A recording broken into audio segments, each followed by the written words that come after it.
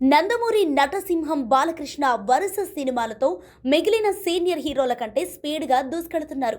Present Gopichand Malineni డైరెక్షన్లో cinema చేస్తున్నాడు. ఈ సినిమా సెట్స్ మీదుండగానే కొరటాల శివ సినిమాకు గ్రీన్ సిగ్నల్ ఇచ్చాడు బాల. సోషల్ మెసేజ్తో కూడిన పక్కా కమర్షియల్ ఎంటర్టైనర్గా ఈ సినిమా తెరకెక్కనుంది. ఈ సినిమాకు సంబంధించి ఒక క్రేజీ న్యూస్ సోషల్ మీడియాలో హల్చల్ చేస్తోంది.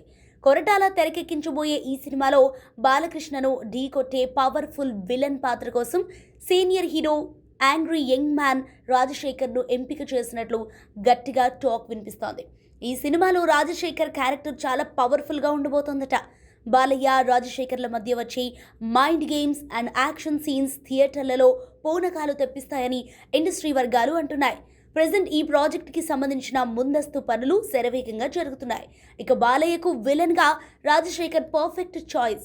అన్నీ అనుకూలిస్తే ఈ నెల చివరి వారంలో పూజా కార్యక్రమాలు నిర్వహించి రెగ్యులర్ షూటింగ్ చేసేలా ప్లాన్ చేస్తున్నారు.